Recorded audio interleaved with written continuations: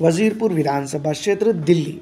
दिल्ली दोस्तों इन दिनों विधानसभा चुनाव की तैयारियां, विधानसभा चुनाव की वोटिंग और तमाम तर चीज़ों के साथ जहां पर दिखाई दे रही है।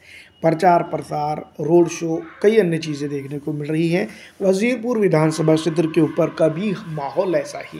राजेश गुप्ता आम आदमी पार्टी के प्रत्याशी के तौर पर पिछली विधानसभा चुनाव के दौरान जीत दर्ज करने में कामयाब हुए थे, जो 57,331 वोट हासिल करके यहाँ पर उन्होंने अपना इतिहास रचा था। वहीं भारतीय जनता पार्टी के महेंद्र नागपाल 45,641 वोट हासिल करके दूसरे नंबर पर रहे थे। वहीं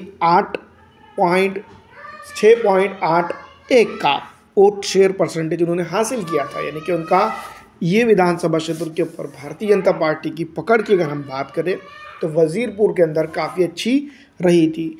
और वजीरपुर विधानसभा क्षेत्र को अभी अगर हम कंपेयर करते हैं तो अरविंद केजरीवाल के लिए और काफ़ी कुछ चीज़ों के लिए इस विधानसभा क्षेत्र के ऊपर जो है तो सीधा मुकाबला भारतीय जनता पार्टी और आम आदमी पार्टी के बीच में नज़र आ रहा है।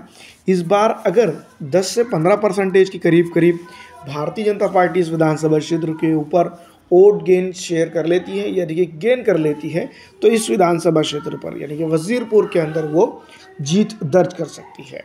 वहीं पिछड़ा हो, दलित हो या फिर आरक्षित समाज हो, तमाम तरह के समाजों की अगर इस विधानसभा क्षेत्र के ऊपर तुलनात्मक स्थिति को अगर हम देखते हैं और कई चीज़ों को लेकर इसके ऊपर बात करते हैं तो वजीरपुर के अंदर डेवलपमेंट की भाषा, परिभाषा और बहुत सारी चीज़ें निकलकर सामने आती है। इस विधानसभा क्षेत्र के ऊपर विपक्ष का भी एक अहम रोल होना चाहिए था, लेकिन 2020 से लेकर अब तक अगर देखें तो इस विधानसभा क्षेत्र के ऊपर विकास के लिए जो है तो विपक्ष नदारद नज़र आता है, ये गायब नज़र आता है।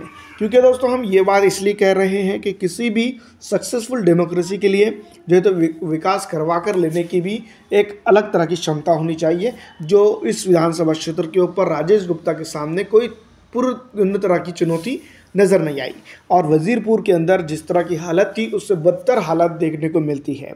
जिस चीज़ के लिए जो है तो आम आदमी पार्टी अपने आप को प्रचार करती है, प्रमोट करती है, मोहल्ला क्लिनिक या और शिक्षा स्वास्थ्य सेवाएं, तो इन तमाम तर चीज़ों को अगर इस विधानसभा क्षेत्र के ऊपर चैलेंज के तौर पर अगर देखा जाए, टटोला जाए, तो वो इस विधानसभा क्षेत्र के ऊपर पूरी तरह से नाकाम और विफल साबित होती है। जिसके चलते इस बार विधानसभा चुनाव की अगर तुलना की जाए और काफ़ी कुछ चीज़ों को साथ में मिला लिया जाए तो भारतीय राष्ट्रीय कांग्रेस पार्टी, भारतीय जनता पार्टी और आम आदमी पार्टी के जो त्रिकोणीय मुकाबले की बात कर रहे हैं उसमें बीजेपी बाजी मार सकती है। आपको क्या लगता है?